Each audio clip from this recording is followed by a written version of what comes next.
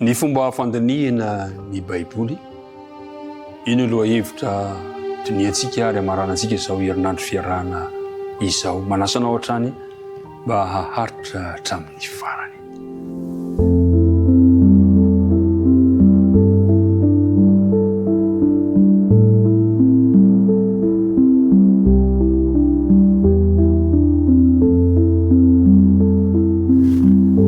Ankafaliana hatrany no iaonako, iarahako fankahitako aminao amin'ny raha zao fandaharana izao miaraka andinika ny ten'Andriamanitra ka dia manolotra ny arabe, manolotra ny firarian-tsoa ho anao, ny fiadanana ane mba ameno ny fotsika tsirairay avy.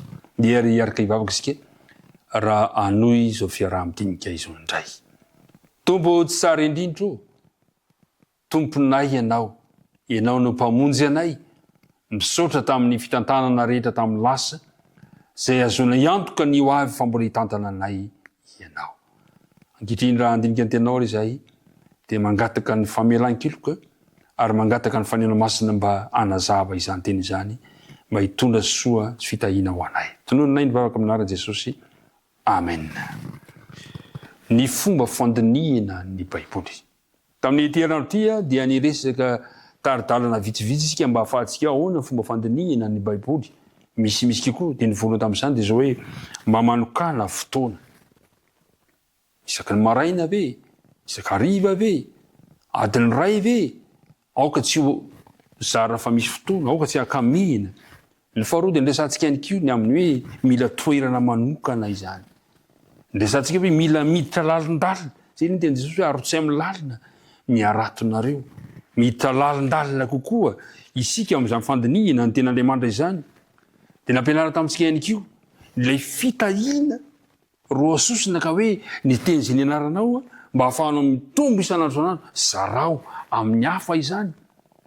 Ary omaly isika dia niresaka ny amin'ilay hoe ny amamy ny tenin'Andriamanitra. Io mpandinihana ny ten'Andriamanitra dia tokony hatsapa ny amamy, ny akanto amin'izany ten'Andriamanitra izany ianao. Hoy Martin Luther indray andro, efa taona maro zay izy namakiko ny Baiboly indroa isan-taona. Raha toka azo lehibe sy mijoalajoala mba fahitako ny Baiboly, ary ny rantsany madinika avokoa ny teny rehetra ao, dia honokasiako tsirairay ireo rantsana ireo noho ny faniriko fatratra ny alala zay ao anatiny sy izay atolony azo ny atolotra ho ahy. Martin Luther zany dia niezaka mihitsy manao hoe ny teny rehetra dia tiako hokasia satria hitondra fitahiana ho ahy izany. Ary marina izany teny rehetra dia avy amitsindra mandrin'Andriamanitra azona ho atao ary ny mandinika ny tenin'Andriamanitra amin'izany rehetrarehetra izany. Manasana ho ary mba hanokatra amin'ny bokin'ny Tantara faharoa. Tantara faharoa toko fahafito. Tantara faharoa toko fahafito ka ny andininy faha-efatra ambin'ny folo. Tantara faharoa toko fahafito ka ny andininy faha-efatra ambin'ny folo manao hoe: raha ny oloko izay natsoina amin'ny anarako no avy anitry tena ka hivavaka sy hitady ny tavako ary hiala amin'ny ratsy fanaony, dia hiaino any an-danitra aho ka hamela ny elony ary hahasitrana ny taniny. Tia nambara amin'izany dia zao: raha ny oloko no andinika ny teniko, raha ny oloko no manokana fotoana, manokana toerana, dia ohatsy hoe hiaino azy aho. Ny mpiara-midinika namana, ny tanjona kendren'ny fandinihana ny Baiboly tokoa mantsy dia ny mba tonga antsika halala an'Andriamanitra ary hitombo amin'ny fifandraisana aminy. Tadio tsara ilay tenin' Jesosy amin'ny filazantsarany Jaona toko fahadimy.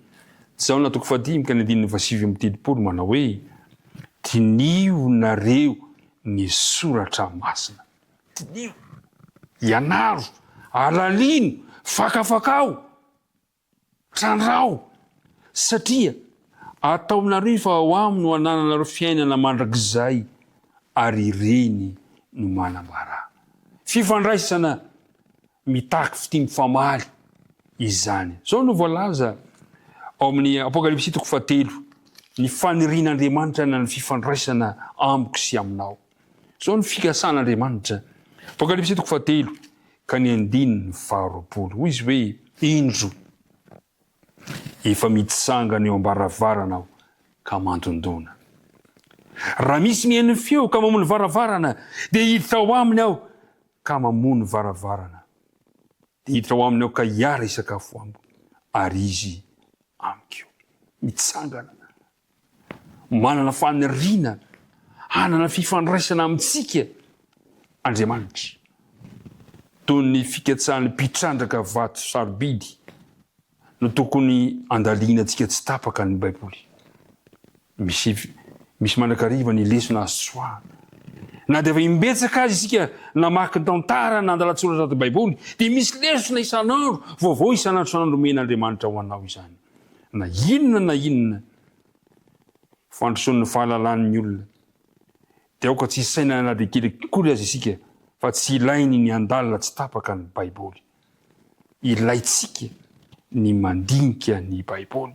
Amin'ny mahavoaka an'Andriamanitra atsika dia asaina mandinika ny faminaniana tsirairay avy amin'ny Baiboly isika. Zao anefa. Zavatra tsy azontsika atao dia ny manerana ny Baiboly. Tsy azontsika atao ny manerana ny Baiboly. Ifanaraka amin'ny hevitra na ny fisainana maha-olombelona atsika. Tsy azontsika atao ny manerana. Andriamanitra tsy maintsy tereko. Tsia. Aoka ny sitrapon'Andriamanitra ho tanteraka eo amin'ny fiainany tsirairay avy. Dia hoy izy ilay teny eo amin'ny Isaia 30:10. Andininy 20. Dia ho tahaka izany ny teniko izay aloko ny vavako.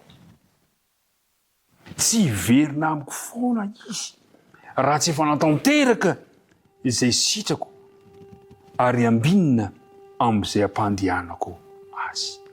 Nomen'Andriamanitra antsika ny teniny mba ahasoa antsika, mba hitondra fanambinana ho antsika raiso ny tenin'Andriamanitra.